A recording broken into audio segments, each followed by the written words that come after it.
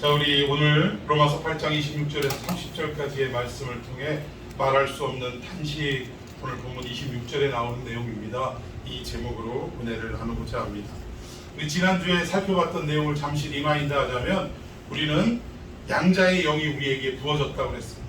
생명의 성령의 법이 죄와 사망의 법에서 우리를 해방하는 놀라운 은혜의 역사가 있었다라고 말씀을 드렸습니다. 그리고 양자의 영, 즉 아들의 영을 부어주셨는데, 이 아들의 영이라고 굳이 강조하신 이유는 그 시대적 배경이 있기 때문에라고 말씀드렸어요. 그 당시에 딸은 어때요? 상속을 받을 수 없는 입장이었다. 그래서 아들이라고 굳이 표현하신 이유는 하나님이 그냥 아들만 선호하시는 것이 아니라 하나님의 모든 하늘나라의 유업을 우리에게 물려주실 것을 나타내기 위해서 아들, 참 아들, 이러한 양자, 이런 표현으로 우리에게 말씀하셨다라는 것입니다. 그런데 문제는 우리가 영광의 자리에 이르기까지, 하나님의 양자로서 그 하나님의 유업을 이루기까지는 우리가 영광의 꽃길만 걸어가느냐? 그렇지 않다라고 했어요. 우리가 가는 그 영광의 길을 가기까지는 우리 중간에는 뭣도 함께 받아야 된대요? 고난도 함께 받아야 한다라고 성경은 말씀했던 것을 우리가 살펴봤습니다. 그리고 성령의 법에 우리가 새로운 주인, 새로운 아버지를 만나 살아가는 상황으로 바뀌었지만, 여전히 우리에게는 누가 유혹하고 누가 우리의 발목을 붙잡냐? 죄의 법이 아직도 우리의 발목을 붙잡고 있다. 그래서 사도 바울도 오호라 나는 곤고한 사람이라, 내 안에는 하나님의 법을 따라 살고 싶은 강렬한 마음이 있는 반면에 또 다른 내가 있어서, 또 다른 법이 있어서 나를 자꾸 죄와 사망으로 이끌어가는 유혹이 끊이지 않고 있다. 그래서 나는 이곳에서 무엇과도 같냐? 곤고하다라고 했는데, 이건 뭐라고요? 빨래를 이쪽에서 저쪽에서 서로 반대로 비틀어 짜는, 쥐어 짜는 이러한 어떤 아픔과 고통으로 표현을 했다라는 것입니다. 즉 우리가 살아가는 이 모든 삶이 그 나라 오기까지, 정말 하나님 예수의 나라가 우리에게 임하기까지는 우리는 끊임없이 두 가지의 법 아래에서 갈등하는 삶을 살아가게 된다는 거예요. 하나는 하나님의 법, 하나는 죄와 사망의 법 사이에서 우리는 갈등하는데, 이 갈등이 마치 빨래가 쥐어 짜는 듯한 이런 곤고한 상황임을 나타내고 있다라는 것입니다. 그러나 분명한 것은 우리에게 예비된 그 영광의 나라, 하나님의 나라는 반드시 우리에게 보장되고 그 승리의 역사는 우리에게 찾아올 줄로 믿으시기를 바랍니다. 그런데 안타까운 것은 우리가 지금 이 두 나라 사이에 끼어 있다는, 그게 문제라는 거예요. 그래서 우리는 끼어있는 이 상황 속에 어떻게 살아가야 할 것이냐, 또 누구를 의지하며 살아가야 할 것이냐, 이것을 성경을 통해 하나씩 살펴보기를 원하는 것입니다. 자, 우리 성경 말씀 한번 보십시다. 이 둘 사이에 끼어있는 우리들의 상태를 성경이 말씀하는데 뭐라고 말씀하냐? 자, 26절 시작. 이와 같이 성령도 우리의 연약함을 도우시나니 우리는 마땅히 기도할 바를 알지 못하나 오직 성령이 말할 수 없는 탄식으로 우리를 위하여 친히 간구하시느니라. 아멘. 자, 세 가지인데 하나씩 끊어서 설명을 드리겠습니다. 이와 같이 성령도 우리의 뭐를 도우신대요? 연약함을 도우신대. 그럼 과연 우리에게 연약함은 뭐냐 이거예요. 어떤 연약함을 말하는 건가? 우리 몸의 연약함을 말하는 것일까? 아니면 늘 질병에 매여서 살다 보니까 우리의 어떤 이 연약한 몸, 육신을 말하는 것일까? 아니면 돈이 없는 것, 이게 연약함 아니에요? 이런 연약함을 말하는 것일까? 근데 성경은 단 한 번도 우리의 육신의 질병으로 인한 연약함이나 물질이 없어서 이 세상에서 주류층으로 살아가지 못하는 이러한 상태를 연약하다라고 표현한 적이 없다라는 것입니다. 자, 그러면 과연 우리의 연약함은 무엇일까?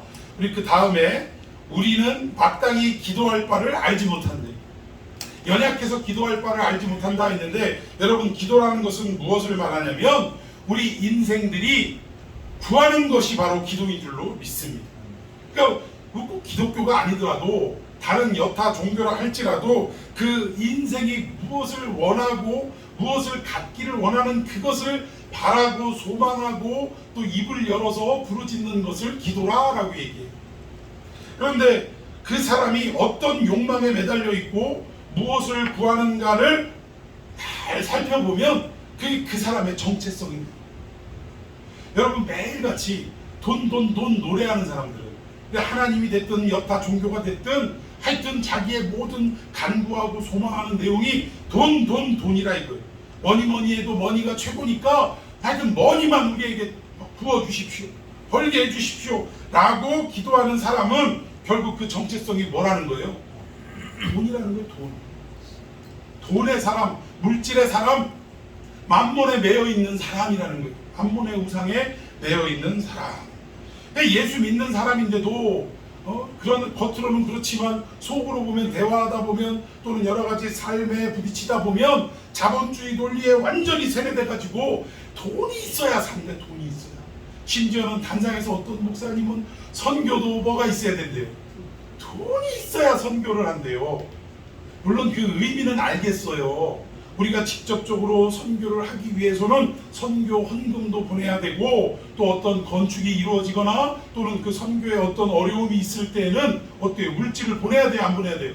보내야 합니다. 그러나 그것은 선교의 중심은 아니라, 하나님이 이 선교를 하는데 우리를 동역자로 불러주신 데 대해 감사하면서 우리는 어때요? 하나님이 우리에게 맡기신 것을 우리에게 주신 게 아니에요. 맡기신 것을 다시 어떻게 하는 거예요? 하나님을 위하여 드리는 거예요. 마치 청지기는 주인의 재산을 관리할 뿐이지 자기 것은 아니라.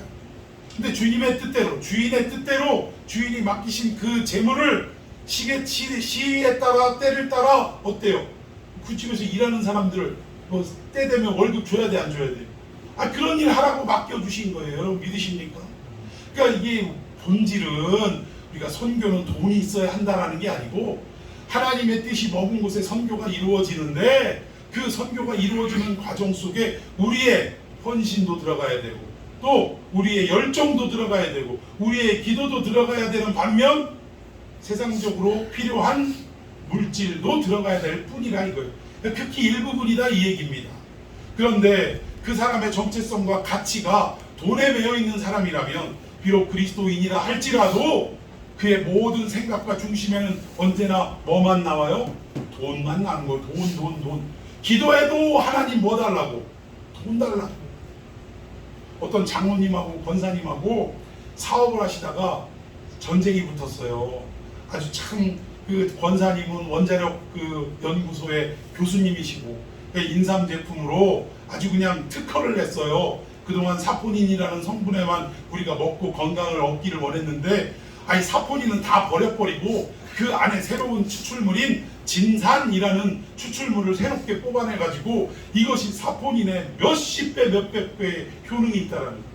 그래서 그거를 개발을 해놓고 이 일을 개발해내기까지 모든 돈을 장로님이 되시고, 그 제품이 개발되면 판매하기 위해서 장로님이 그렇게 하셨는데, 나중에 이게 잘 되니까 만든 권사님과 판매하는 장로님이 서로 이 회사를 갖기 위해서 싸우는 거. 그러니까 결국은 세상 사람들이 우리가 만든 제품을 가지고 건강을 얻고, 심지어는 암에도 탁월한 효과가 있다고 그래서 암도 낫고 뭐 이런 것으로 인해서 오히려 돈도 벌고 하나님의 영광을 위해서 이 기업이 그리스도의 기업으로, 믿음의 기업으로 우뚝 서기를 바라는 그런 마음으로 이 일구어 가야 되는데, 이 돈이 많이 벌리니까 그 돈 내가 차지하려고 서로 싸우더라 이거예요. 그러면 이분들은 교회 안에서는 장로님이요 권사님이요 라고 하는데, 물론 같은 교회는 아니었습니다만, 그렇지만 이분들의 생각은 정체성이 뭐라는 거예요? 돈이라 이 얘기에 돈 앞에 믿음도 무너지고 돈 앞에 예수의 이름조차도 신경을 안 쓰는 그런 사람들이라 이겁니다.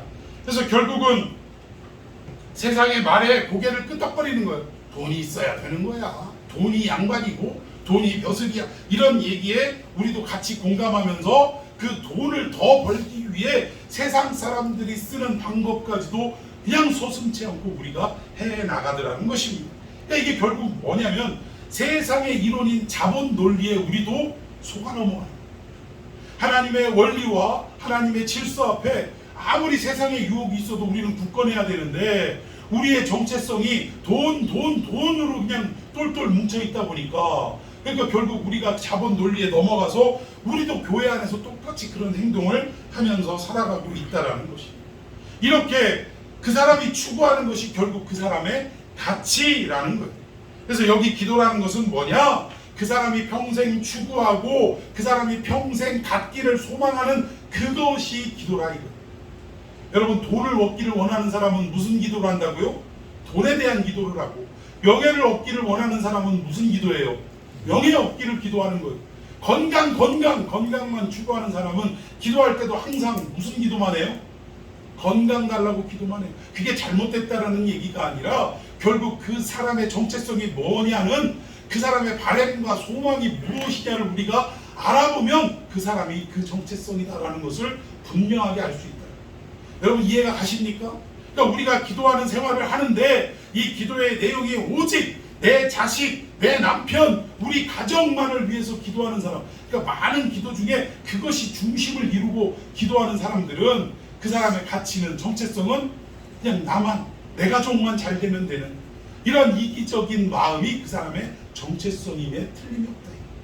그래서 이것이 기도인데, 자, 여기 기도를 할 바를 알지 못한대요, 안 돼요? 알지 못한대요. 그러니까 하나님 뜻 안에서 이게 무슨 말이냐면, 우리는 그저 우리의 욕심과 우리의 바램대로, 욕망대로 기도하려고 하지만, 그러나 정작 하나님이 요구하시는 우리의 기도의 내용을 우리가 알지 못하고 있다. 그리스도인으로서 우리가 진짜 하나님 앞에 기도해야 될 내용들, 기도의 제목들이 무엇인지 우리는 알지 못한다, 이 얘기입니다. 그저 우리 욕심대로 돈 많이 벌고 명예 있고 건강하고 내 가족이 잘 되고 여기에만 초점을 맞추고 기도한다, 이 얘기. 그런데 이 기도 어떤 기도를 해야 할지 알지 못하는 우리들에게 결국 오직 성령이 어떻게 하신대요? 말할 수 없는 탄식으로 우리를 위해 친히 뭐 하신대요? 간구는 뭐요? 기도하신대요. 우리가 정말 해야 될 기도를 놓치고 그저 우리의 욕심과 욕망을 앞세워 기도하는 우리의 모습을 보며 우리 성령님은 탄식하며 어떻게 하신다고요? 우리를 대신해 기도하고 계신다라는 사실입니다. 여러분, 믿으십니까? 여기에 탄식, 말할 수 없는 탄식이라고 표현했는데, 여기 말할 수 없는 탄식은 뭐냐면 광고에 있잖아요. 이거 몸에는 좋은데 뭐라고 말할 방법이 없네, 뭐 이런 광고 내용이 아니라, 여기에 말할 수 없는 탄식은 표현할 수 없는 탄식, 이렇게 번역할 수 있습니다. 표현할 수 없는 탄식으로 우리를 위하여 친히 간구하신다. 자, 그렇다면 표현할 수 없는 탄식이라는 것은 어떤 의미이냐? 그러니까 이런 거예요. 아기가 태어나서 이렇게 포대기에 쌓여 있다가 어느 날 보니까 이게 배로 갔다가 이렇게 팔을 지대고 배로 갔다 뿔뿔뿔뿔 겨다니기 시작합니다. 근데 이렇게 겨다닌다 싶더니 어느 순간인가 이 옆에 있는 가구 같은 거를 붙잡고, 의자나 책상이나 뭐 이렇게 상 같은 걸 붙잡고, 얘가 일어나려고 해, 안 해요? 뭐 일어나려고 애를 쓰더라고. 근데 이거를 문 밖에서 엄마가 봤어요. 근데 엄마가 보면 애가 막 일어나려고 하는데 넘어질까 걱정이 돼서 쫓아가가지고 아유 큰일 날 뻔했네 하고 끌어안고 다시 엎어놓습니까? 어떻게 해요? 가까이 가지 않고 그냥 문 밖에서 계속 어떻게만 하고 있어요. 지켜보고만 있는 거예요. 지켜보고만. 그러면서 마음속에 졸여요, 안 졸여요? 저러다 잘 일어나야 할 텐데 행여나 넘어져서 어디 이마에도 부딪히면 어떡하나. 마음을 졸입니까, 안 졸입니까? 마음을 졸이면서, 그러나 여전히 그 아이를 문 밖에서 어떻게 하고 계신다고? 지켜보고 있다고. 그러다가 드디어 아이가 일어서는 순간 어때요? 박수를 치면서 모든 영광을 그 아이에게 돌리면서 내 새끼 잘했다고. 모든 아이가 다 그렇게 일어나요. 근데 내 아이만 그렇게 일어나는 것 마냥, 천재인 것 마냥 그냥 막 기뻐하고. 제가 며칠 전에 잠깐 TV 보는데 어떤 오페라가 아니라, 오페라 말고 뭐지? 아니 노래하면서 그 연극하는 사람, 뮤지컬 배우가 그 집안이 다 서울대 출신, 아버지, 어머니, 형제들이 다 서울대 출신. 근데 남편은 연하의 남편인데 연세대 출신이래요. 근데 이 아이를 이제 제가 볼 때 아기 때는 아기가 좀 특이하게 생겼더라고. 근데 자라면서 이렇게 원상태로 돌아오더라고요. 근데 엄마 아빠고 할아버지 할머니고 다 천재들이고 이러니까 이 노래의 천재, 노래의 천재, 연기의 천재 이러다 보니까 주변 사람들이 다 아기를 보고 이 아이는 아마 천재인가 봐요 라고 천재 소리를 하도 많이 들어서 아니에요 하는데, 하루는 애가 아파가지고 약국을 가서 약을 짓는데 애가 막 어디가 아프고 어디가 안 좋고 이러는데 약사가 아이가 천재인가 봐요 그러는데 아니라고, 천재 아니라고 그러는데 약사 하는 말이 아니요 천재가 아니라 첫째인가 봐요. 그러니까 아이가 첫째인가 봐요 라고 물어보는데 엄마 말에는 뭘로 들어? 천재로 들리는 거예요. 하도 천재하고 자기가 속으로 생각하니까 이런 우스갯소리가 나는데, 어쨌든 성령님도 이렇게 마치 엄마가 일어나는 아기를 그저 묵묵히 밖에서 마음 졸이면서 바라보고 있는, 이 일어서려고 하는 아이를 바라보고 있는 이 마음처럼 여기 말할 수 없는 탄식이라는 것은 우리를 통해 우리를 바라보시면서 얘가 하나님이 주신 말씀대로 잘 살아가야 되는데, 행동해야 되는데, 순종해야 되는데, 이것을 어떻게 하신다고요? 지켜보고 계신다. 지켜보고 계시다가 결정적인 순간에 어떻게 하실까? 아이가 짚고 일어서는데 넘어지려고 하는 거예요. 끼우뚱 하면서. 그러면 그때 어디선가 쏜살같이 나타난 엄마가 넘어지는 아이를 번쩍 안고 다시금 다치지 않도록 그렇게 보호하는 거예요. 성령님이 우리에게 이렇게 하신다라는 사실입니다. 근데 우리는 못 깨닫고 우리가 자꾸 띠뚱거리고 넘어지려고 하는 이때에도 성령님이 말할 수 없는 탄식으로 지켜만 보시니까 우리는 어떻게 생각해요? 왜 나를 안 도와주시지?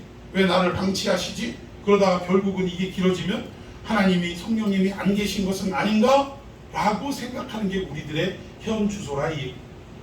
그러니까 우리 노래도 있잖아요. 찬양에도 모래밭 발자국이 있는데 처음에는 두 사람의 발자국이 걸어가다가 내 인생 힘들고 어려울 땐 한 사람의 발자국밖에 없어가지고, 그래가지고 예수님한테 예수님 참 치사하시네요. 나 잘 될 때는 같이 계시다가 내 힘들 때는 왜 어디 가시고 나만 놔두셨습니까? 라고 할 때 예수님 하시는 말씀이, 여기 너 힘들고 고난의 시간에 발자국이 한 사람밖에 없는 것은 이 발자국이 바로 나의 발자국이고, 그때 나는 너를 업고 이 고난의 길을 건너간노라 라는 어떤 그런 찬양의 가사도 있지 않습니까? 마찬가지로 성령님이 우리의 머리털까지도 세심받은 그분께서 우리의 체질을 다 아세요. 그래서 우리를 이 말씀대로 온전히 성숙하게 튼튼하게 성장해 나가게 하기 위해서 지켜보고 계십니다. 이게 말할 수 없는 탄식으로 우리를 보고 계시고 우리를 대신하여 간구하고 계시는 모습이다. 그래서 여러분 삶 속에 때로는 어려움이 오고 곤란한 지경에 처하기도 하고 답답한 상황에 있다 할지라도 성령님은 여전히 여러분들을 대신하여 말할 수 없는 탄식으로 간구하고 계심을 믿으시기를 바랍니다. 그러다 결정적으로 여러분들이 자빠지려고 하는 순간에 어떻게 하시는 거예요? 그 애들 그 만화영화 주제가에 이거 있잖아요. 어디선가 누군가에 우리한테 무슨 일이 생기면 순간 나타나서 도와주시는 그분이 성령이신 줄로 믿으시기를 바랍니다. 여전히 엄마처럼 문틈으로 우리를 다 보고 계십니다. 다만 직접적으로 그냥 막 쉽게 간섭하지 않으시고 하는 이유는 결국 그렇게 우리가 걸음마하고 그렇게 하고 일어서려고 애쓰고 수고해야 우리가 더 튼튼해지고 우리가 더 하나님 안에서 올바르고 건강하게 성장할 수 있기 때문이라는 것입니다. 여러분, 예수님도 육신을 입고 이 땅에 오셔서 겟세마네, 십자가를 앞두고 겟세마네에서 뭐라고 기도하셨어요? 주님, 할 수만 있으면, 아버지와 할 수만 있으면 이 잔을 내게서 옮겨달라. 예수님께는 이것이 고난이었어요. 여러분, 한 가지 오해하지 말 것은 예수님은 십자가 못 박히고 창 뚫리고 이게 두려운 게 아니었어요. 왜냐, 인류의 모든 죄를 대신 지고 십자가에 달리는 그 순간은 예수님의 신분이 뭐가 되는 거예요? 죄가 없지만 죄인의 신분이에요. 그러면 하나님 아버지는 죄와 상관이 있어요, 없어요? 그러면 결국 단 짧은 시간이지만 모든 죄를 짊어지고 아버지와 뭐가 되는 거예요? 단절이 되는 거예요, 단절. 예수님은 크게 아프셨던 거예요. 아버지, 저는 아버지와 단 1분 1초라도 단절되는 것을 견딜 수가 없습니다. 할 수만 있으면 아버지와 단절되는 이 십자가의 모든 잔을 나에게서 어떻게 달라고 옮겨주십시오. 그러니까 예수님이 걱정하고 두려워했던 것은 우리의 생각과는 다른 거예요. 우리는 이때까지 이 내용을 보고 뭐라고 생각했어요? 예수님도 약해서 우리랑 똑같아서 그 물퉁물퉁한 못으로 못 박히는 거 아프고 발 박히는 거 아프고 옆구리 창 맞는 거 아파가지고 이거 옮겨달라고 한 게 아니냐라고 하지만 예수님이 더 고통스러운 것은 육신의 고통을 뛰어넘어 뭐라는 거예요? 아버지와의 단절이 더 고통스러워요. 여러분 믿으십니까? 이 내용을 여러분 꼭 아셔야 돼요. 그래서 가끔 패션 오브 크라이스트나 또 예수님에 대한 그 십자가 지시는 영화들을 보면 안타까운 게 뭐예요? 전부 초점이 어디에 맞춰져 있어요? 육체적 고통에 맞춰져 있어요. 우리를 위해 채찍을 그냥 후드러 맞고 채찍 딱 맞고 뗄 때 그 쇠붙이 같은 거 납덩어리 같은 걸 붙여놔서 채찍이 그냥 탁 맞고 떨어지는 게 아니라 맞고 어떻게 살점이 뜯어지는 거예요. 채찍을 다시 돌을 돌려올 때 얼마나 아팠겠냐고요. 여기에만 초점을 맞추지만 우리 예수님의 더 큰 아픔은 육체적 아픔도 고통이지만 더 큰 고통은 하나님 아버지와의 단절이 고통이다. 근데 이 기도를 하셨을 때 이 잔을 내게서 옮겨주십시오라고 할 때 우리 하나님이 멋지게 알았어! 딱 하면서 그냥 십자가를 딱 꺾어버리시고 이러셨나요? 오히려 어떻게 하셨어요? 이 십자가를 지도로 어떻게 하셨어요? 도와주시고 또 힘을 주시고 감당할 수 있는 능력을 허락해 주신 줄로 믿으시기를 바랍니다. 여러분 삶의 고난이 찾아올 때 그 고난의 십자가를 꺾어버리는 것을 뭐라고 하냐면 능력 종교라고 해요. 능력 종교. 우리 기독교는 능력 종교가 아닌 줄로 믿습니다. 여러분 요즘 기독교가 능력 종교로 바뀌었어요. 세상이 하지 못하면 누가 해야 된대요? 교회가 해야 된대요. 교회가. 그러면서 그 앞에 나가서 메가폰을 잡고 그리고 말하는 것도 적어도 교회가 하는 거라면 우리의 주장이나 우리의 관철하고자 하는 그 모든 내용들이 거룩하고 선해야 됩니까? 아니면 악질적이고 더러워야 됩니까? 근데 지금 교회라고 선을 이루기 위해서 한다고 하지만 정작 그 앞에서는 무슨 말이 쏟아져 나가요? 악하고 더러운 말이 쏟아져 나가요. 악은 모양이라도 아시기는 잘 아시잖아요. 이게 능력 종교입니다. 기독교의 힘, 맨파워. 지금 우리가 사람 한번 모이면 광화문에 얼마 모이는 줄 아냐?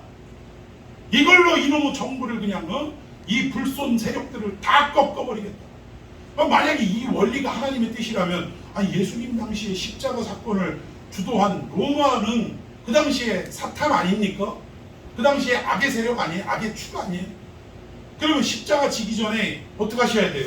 하나님이 십자가를 팍 반으로 꺾어버리고 그 로마 병정들을 다 어떻게 해야 돼요? 내 아들을 십자가 박으려고 그래? 요 나쁜 놈들하고 온갖 모진 욕설을 퍼부으면서 벼락을 내려갖고 그들을 어떻게 해야 돼요? 다 죽여버렸어야죠. 근데 우리 기독교는 능력 종교가 아니라 하나님의 말씀을 이루는 종교라는 거예요. 그래서 그 말씀을 이루기 위해 우리는 어떻게 해야 돼요? 이름 없이 빛도 없이 어찌 보면 세상 사람들의 손가락을 받는 것처럼 연약한 모습으로 그냥 쓰러져 가는 것. 이것이 기독교의 참된 모습인 줄로 믿으시기를 바랍니다. 그래서 결국 믿음으로 그 잔을 우리 예수님은 받으셨어요. 우리도 삶 속에 여러 가지 곤란하고 어렵고 교회가 핍박당하고 많은 일들이 있지만 이것을 어떻게 하는 것이 옳으냐? 우리의 원수 갚음은 누구에게 있대요? 하나님께 있다고 말은 잘하면서 우리는 우리의 원수를 우리가 갚으려고 세력을 규합하고 그리고 그 앞에 나가서 심한 욕설을 퍼부으면서 무력 행사를 하고 여러분 이것은 능력 종교의 잘못된 모습입니다.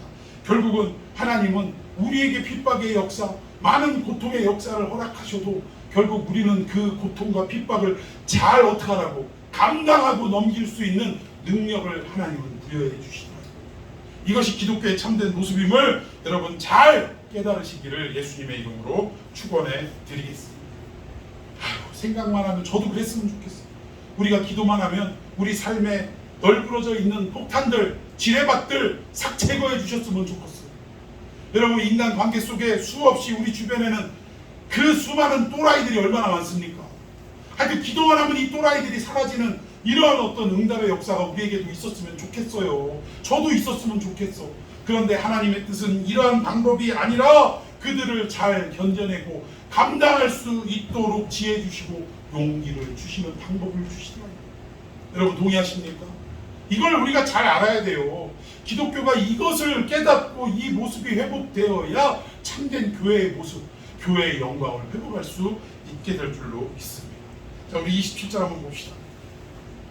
그런데도 불구하고 우리는 성령님이 원하시는 대로 기도하지 못하고 우리의 요구와 우리의 욕망대로 기도한다니까. 오죽 답답하면 성령님이 우리를 대신해서 탄식하며 기도하시겠느냐. 자, 27절 시작. 마음을 잡으시는 이가 성령의 생각을 아시나니 이 성령이 하나님의 뜻대로 성도를 위하여 강구하시느냐. 아멘. 성령님이 기도할 바를 알지 못하고 자기의 욕망대로 기도하는 우리를 대신하여 마땅히 기도할 바를 성령님이 대신 간구하시는데, 그 간구의 내용을 보니까 자기 맘대로가 아니라 누구의 뜻대로?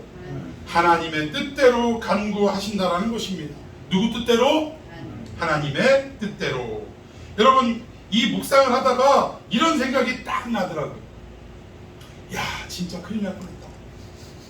만약 내가 요구하고 내가 원하는 대로 하나님이 다 이루어 주셨다면 내 인생 큰일 날 뻔했다라는 생각이 들어요.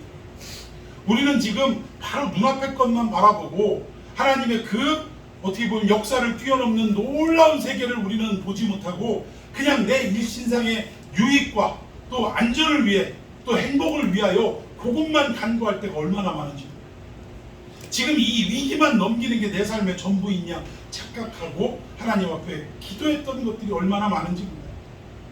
여러분, 제가 몸에 이상이 생겼을 때 기도했겠어요? 안 했겠어요? 예배당 앞에서 널브러져가지고 하나님, 저 목회 어떡하려고 이렇게 아프게 하십니까? 서 있을 수가 없습니다. 이거 기도를 얼마나 했겠냐고요. 그러면서 어떤 기도 했겠어요? 아프다고만 했겠어요? 이 병이 나사렛 예수의 이름으로 어떡하라고 물러가고 낫게 해달라고 얼마나 울부짖었겠냐고요. 근데 지금 와서 생각해 보니까 그때 그런 기도를 들어주셨으면 큰일 날 뻔했다 생각이 든다니까. 제가 그때 목회할 때만 해도 어떤 목회를 꿈꿨다고요? 흔히 얘기하는 성공 목회. 진짜 어른들이 많고 교회에 성전 짓고 그리고 뭔가 파워풀하게 막 뭔가를 해나가는 이런 어떤 규모 있고 외형이 큰 이런 교회를 꿈꿨다니까요. 그래가지고 주일학교 애들은 눈에 들어오지도 않았던 거예요. 그런데 그때 그 병 낫게 해달라는 기도를 들으셨다면 제 목회의 방향이 고쳐졌겠냐고, 바뀌어졌겠냐고요. 여전히 그 짓을 하고 있었을 거예요. 여전히. 매일같이 단상에서는 부흥회같이 막 찬양하고 막 할렐루야 믿습니까? 이래가면서 여전해요. 성도들이 듣기 원하는 거 그런 거 했을 거예요. 그런데 그때 기도들을 내 뜻대로 기도 들어주시지 않은 게 얼마나 다행인지 여러분들도 빨리 지금 잠깐 생각해봐요. 내가 하나님 앞에 철딱서니 없이 그 기도했던 거 안 들어주신 것이 얼마나 다행인지 빨리빨리 한번 생각해봐요. 얼른. 다행이에요? 아니에요? 다행이에요. 근데 우리 성령님은 우리를 시마다 때마다 제어하시고 막아주시고 그리고 당신이 기도를 대신하시는데 당신의 뜻이 아니라 우리의 뜻이 아니라 하나님의 뜻대로 기도하셨다라는 사실. 그래서 성령님은 우리를 기도를 가르쳐 주셔도 우리 뜻대로 기도하는 것을 가르쳐 주시는 것이 아니라 하나님의 뜻대로 기도하는 법을 가르쳐 주시는 분이 성령인 줄로 믿으시기를 바랍니다. 여러분, 성령님은 이상한 분 아니에요. 뭐 이렇게 막 이상한 기적, 말이 기적이지. 내가 볼 때는 도저히 납득이 안 가더라고. 왜 자꾸 사람들이 성령을 그렇게 오해하시는지. 일부 그런 일을 하시긴 하지만 특히 강렬하게 그런 일들을 역사하셨을 때는 언제냐면 계시의 완성인 성경이 아직 이루어지지 않았을 때 이런 일들이 많이 있었고, 지금도 이런 기적이 일어날 때는 언제냐면 저 말씀이 들어가지 않은 이런 어떤 미전도 종족들, 원시인같이 살아가는 그런들, 의료 혜택이나 교육의 혜택을 받지 못하는 그런 곳에 선교사님을 파송했는데 선교사님이 어찌할 방법이 없는 거. 어떤 아프리카 선교사님의 직접 들은 간증은 아닙니다만 아프리카니까 잘못하다 열사병 걸리는 일이 얼마나 많겠냐고요. 근데 아이 하나가 열사병에 걸려서 지금 시름시름 죽어가고 있는데 이 아이를 차에 태워가지고 병원으로 싣고 가는 사이에 그 몇 시간이래요. 그 사이에 죽게 생겼더라는 거예요. 그래서 하나님 앞에 간절히 기도했는데 세상에 아프리카에 갑작스런 이상기후가 있을 때가 있어요, 없어요? 있어요. 하늘에서 뭐가 내렸다고요? 우박이 내렸다고요. 우박이 뭐예요? 얼음덩어리 아닙니까? 그 우박덩어리를 주워다가 아이 체온을 내리게 했다는 거예요. 열을 내리게 했다는 거예요. 여러분, 지금도 이런 일들이 간혹 생기긴 하지만, 왜냐하면 이 사람들은 말씀에 대해서 아직 성경도 번역이 안 됐죠. 말씀에 대해서 아직 모르는데 이들을 믿게 하기 위해서는 뭐가 필요한 거예요? 이런 초자연적인 하나님의 역사가 필요한 거예요. 그러니까 이런 경우에 아주 부득이하게 몇몇 경우에만 생기지, 오늘날처럼 이것만을 막 바라보고 소망하는 것은 이건 바보예요, 바보. 이따 오후 시간에 우리가 부흥에 대해서 얘기하겠지만, 세상 사람들은 자꾸 환상 보여달라고 하고 입신하게 해달라고 하는데, 여러분 참 답답한 게, 말로 할 때, 하나님이 말로 할 때 듣는 게 지혜로운 거예요? 아니면 이상한 어떤 이적을 볼 때 행하는 게 지혜로운 거예요? 말로 할 때 듣는 게 지혜로운 거예요. 그걸 모르고 자꾸 이적을 보여달라고 하고, 성령님이 그런 분은 아니라는 것입니다. 자, 우리 28절 봅시다. 시작. 우리가 알거니와 하나님을 사랑하는 자, 곧 그의 뜻대로 부르심을 입은 자들에게는 모든 것이 협력하여 선을 이루리라. 예, 모든 것이 합력하여 선을 이룬다. 우리 이 말 얼마나 잘하는지 몰라요. 에? 우리가 어려움에 처해 있고 뭐 이러지만 결국 하나님은 합력하여 선을 이루시는 분이요. 근데 난 묻고 싶은 게 있어요. 선이 뭐요? 나한테 좋은 일이 선이에요? 선이 뭐냐 이거요. 여기에 선은 무엇을 말하느냐? 하나님의 계획인 줄로 믿습니다. 합력하여 선을 이룬다. 이것은 어떤 상황임에도 불구하고 하나님은 결국은 좋은 일이든 안 좋은 일이든 어떤 여건이든 결국 이 일들을 통하여 뭘 이루어 가신대요? 하나님의 계획. 하나님의 계획이 뭐요? 저와 여러분을 구원하시는 게 하나님의 계획이 믿습니까? 결국 그 계획을 이루어 가시다. 때로는 핍박의 그 위험하고 정말 괴로운 고달픈 하루하루를 보내게 하는 이런 과정을 통해서도 결국 뭐를 이루신대요? 선을 이루신대요. 그 선은 뭐더라? 우리를 구원하시기 위한 하나님의 계획. 여러분 믿으십니까? 이게 하나님의 궁극적인 목적지가 바로 선이라 이거예요.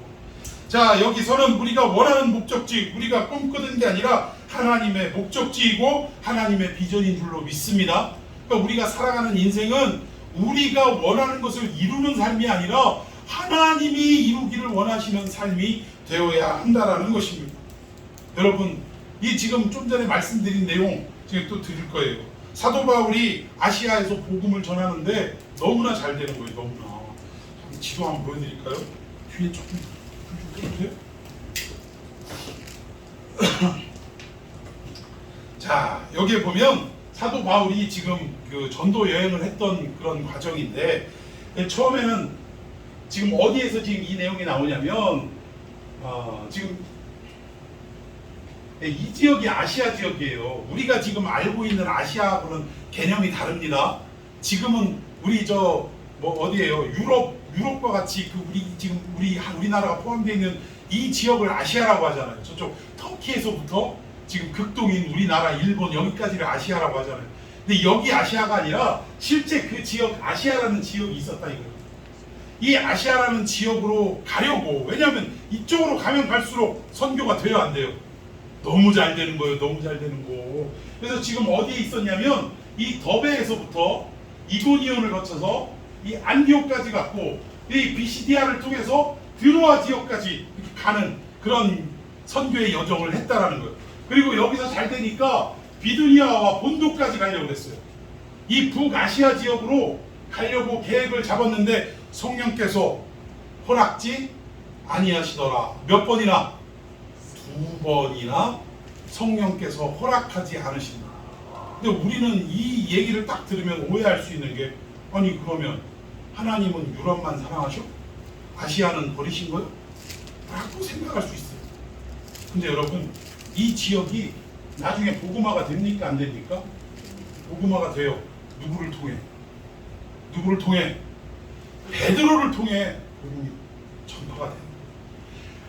바울을 통해서 여기서 하지 말라고 성령이 막으셨다고 하나님이 아시아 이 지역을 버린 게 아니라 결국은 각 사람에겐 하나님이 주어주신 그 사람 고유의 사명이 있다 없다?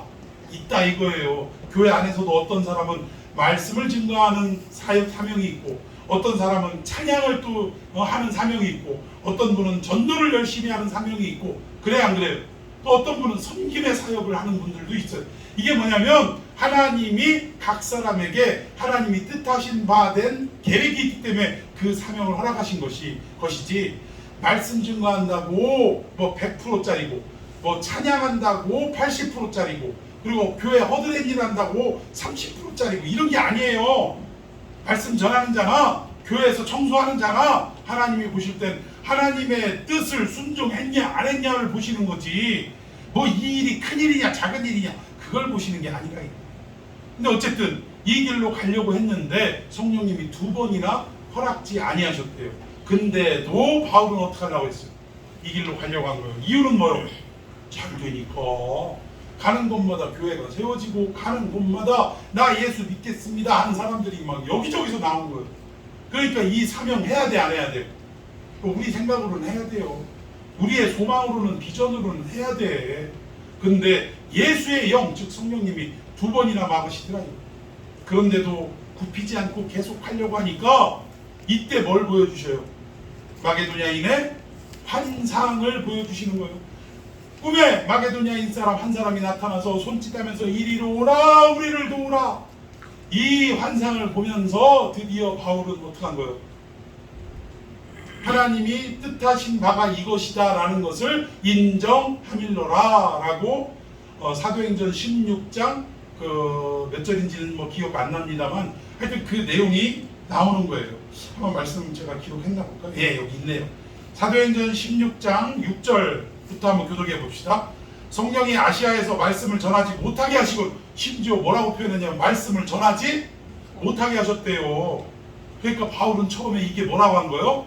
모르긴 몰라도 왜 사탄아 물러가라, 말씀을 못 전하게 하다니 이랬을지도 몰라요. 그런데 그들이 부르기아와 갈라디아 땅으로 다녀가 7절 루시아에 이르러 비두니아로 가보자 예수의 영이 허락지 아니하시느니라. 건너뛰어서 10절 봅시다. 시작. 바울이 그 환상을 보았는데 우리가 곧 마게도냐로 떠나기를 힘쓰니 이는 하나님이 저 사람들에게 복음을 전하라고 우리를 부르신 줄로 인정하미러라. 예, 여기 인정하미러라 라는 이 단어가 쉰비바조라고 합니다. 헬라어로. 근데 무슨 뜻이냐면 격렬하게 논쟁하다 일치하다. 그러니까 하나님께서 환상을 보여주셔서 그냥 바울이 할렐루야 아멘 하고 그냥 보따리 싸가지고 유럽으로 갔냐, 그게 아니라는 거예요. 하나님과 격렬하게 뭐부터 했다는 거예요? 논쟁을 했다는 거예요. 하나님 이건 아니죠. 제가 볼 때 이쪽으로 갈 때 잘 되는데 왜 엉뚱한 길로 가라고 하십니까? 이거 너무하신 거 아닙니까? 도대체 하나님 이거 지금 이게 있어요 없어요? 머리가 내가 나 같은 놈이 생각해도 이쪽이 잘 되는데 왜 엉뚱한 길로 보내십니까? 격렬하게 하나님하고 논쟁했다요. 이걸 다른 말로 그 밑에 보면 아비다툼하다라는 뜻이 있어요. 그러니까 하나님하고 싸워도 어떻게 싸웠다는 거예요? 아비다툼하며 싸웠다 이거예요. 그러니까 그냥 적당 하나님 이건 아니죠, 이 정도가 아니라 이거 진짜 하나님 생각이 있는 분이에요 없는 분이에요 하면서 싸웠다니까. 그러다 결국 의견이 어떻게 된 거예요? 일치가 된 거예요.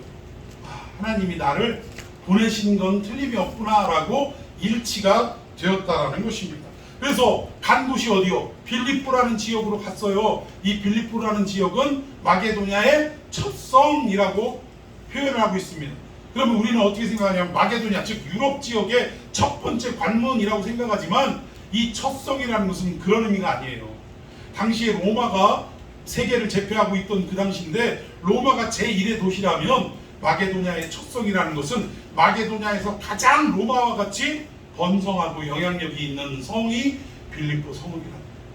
그만큼 마게도냐에서는 가장 큰 영향력과 힘을 발휘하고 경제력을 발휘하는 그곳이 빌립보였다라는 것입니다. 근데 이곳에 들어가서 물론 뭐 귀신 들린 여자 쫓아낸 것도 있지만 어쨌든 그곳에서 루디아라는 여자를 만나 그 루디아라는 여성이, 루디아는 이름 아니에요. 안성 때 갈 때 그 안성 출신을 얘기하는 거예요. 그러니까 이분은 루디아 출신임을 알 수 있습니다. 자주장사, 옷감장사, 옷감장사가 당시에는 요즘 옷장사 정도가 아니라 굉장히 부유한 사업이었다는 거예요. 무역업이었고. 근데 어쨌든 루디아의 집에서 교회가 시작이 됐는데 거기에서 자꾸 어떤 일이 일어났냐면 이거 바울 신학교가 제대로 된 게 아니래. 옆으로 들어갔디야.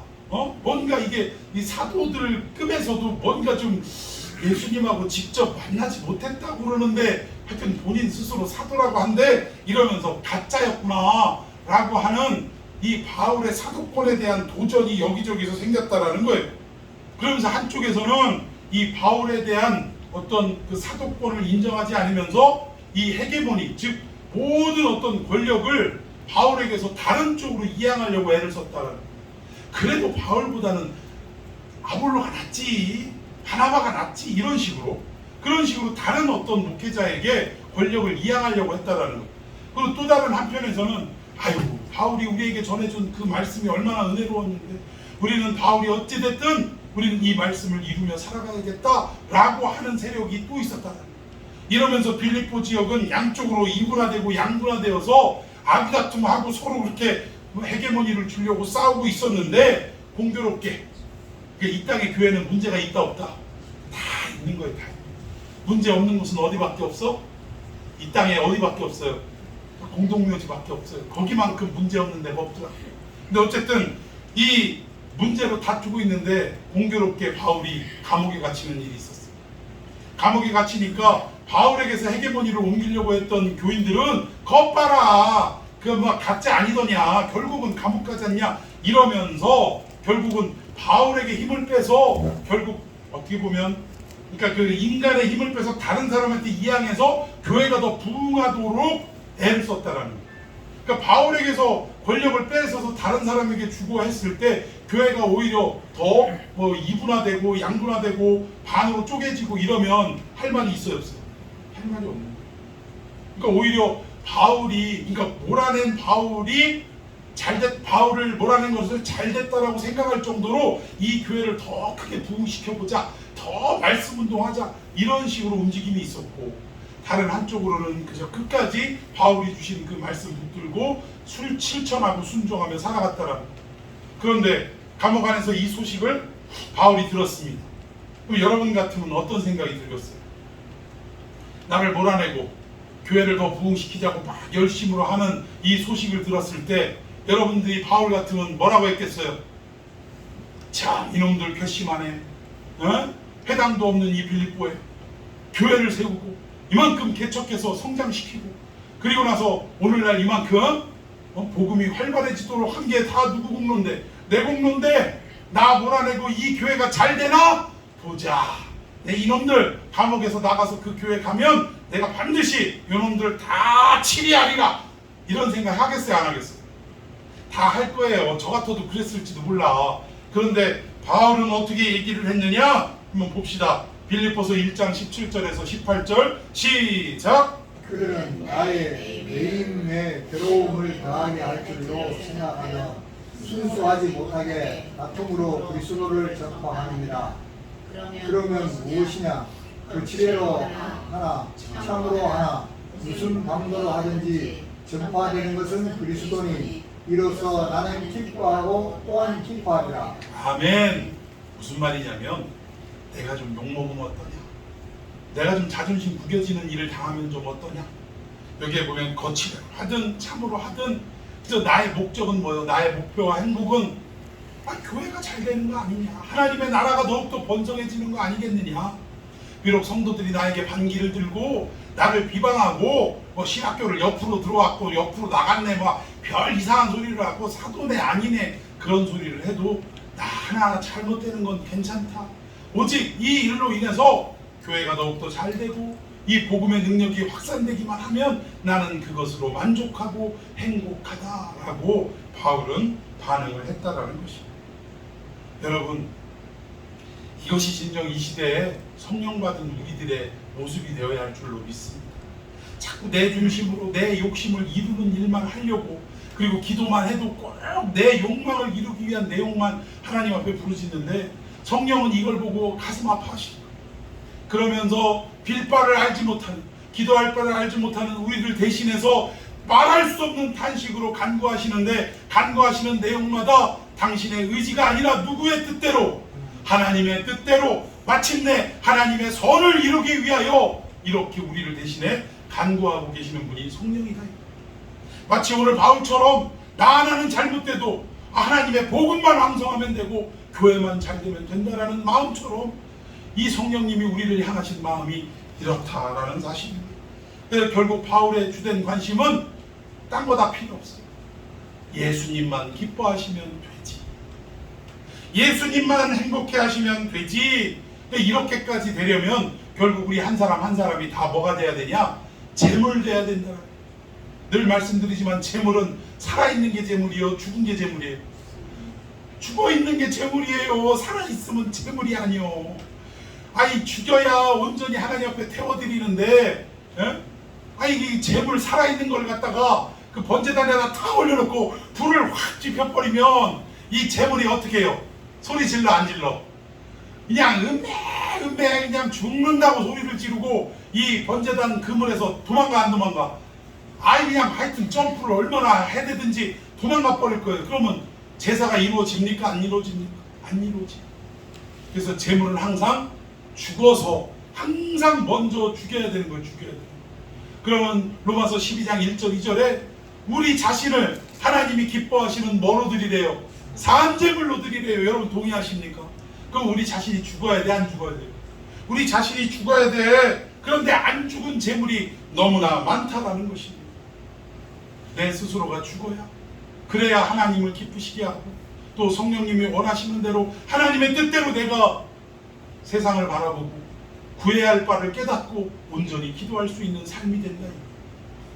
그런데 내가 죽지 않으니까 왜 이런 거 있잖아요. 하나님의 말씀대로 살아가는 삶이 되게 하여 주시옵소서. 그렇지만 거지처럼 살기는 싫습니다. 돈은 좀 주셔야지요. 이게 우리의 참 모습 아니에요? 이게 우리의 모습이라는 거예요. 그런데 바울은 뭐라고요? 내가 이 땅에 거지처럼 살든 욕을 먹으며 살든 상관없습니다. 오직 하나님이 기뻐하시는 뜻대로 하나님의 선하심을 이루는 그러한 목적을 이루는데 내가 쓰임 받는다면 내가 욕을 먹어도 나는 기쁩니다. 이런 삶 얼마나 멋있어요? 안 멋있어요? 멋있습니다. 저는 저와 여러분이 우리 참평한 교회가 이런 성령님의 뜻대로 하나님의 뜻대로 이루어지는 이러한 삶을 살아가는 그러한 사람이 되기를 예수님의 이름으로 축원해 드리겠습니다. 이러려면 우리 자신이 죽어야 돼요. 여러분 요즘 뭐 김장철은 아닙니다만 배추가 얼마나 영양가가 있는지 몰라요. 김치가. 그래서 우리의 밥상에 올라와서 우리의 몸에 영양분이 되기까지 이 배추는 무려 몇 번을 죽냐면 7번을 죽는데요. 7번. 배추도 우리에게 영양분이 되기 위해 7번을 죽는데 우리는 왜 못 죽냐 이거예요. 하나님의 영광을 위하여. 배추가 언제 죽는가 봤더니 배추가 뽑힐 때 죽더래요. 뽑힐 때 죽고 칼 맞을 때 죽고 소금에 절일 때 죽고 또 물에 담궈 놓잖아요. 물에 빠져서 죽고 또 고춧가루 뿌려가지고 양념 막 버무려가지고 이 매운 양념에 죽고 또 김장에는 어때요? 땅에 묻어야 안 묻어요? 땅에 묻어서 죽고 결국 밥상에 올라가서 사람 이빨에 씹어서 죽고 7번을 죽어야 이 김치의 영양분이 우리의 몸에 들어온다고 합니다. 우리는 김치만 또 못한 인간이요 아니면 나은 인간이요. 잘 한번 우리 돌이켜보는 시간이 되었으면 좋겠습니다. 여러분 이 말씀 붙들고 철저히 주님 앞에 죽은 재물이 되어서 나는 온데간데 없고 구속한 주만 보이는 그러한 하나님의 선한 목적을 이루는 그러한 도구들이 되시길 예수님의 이름으로 축원해 드리겠습니다. 우리 찬양 288장 한번 찬양해 보십시다.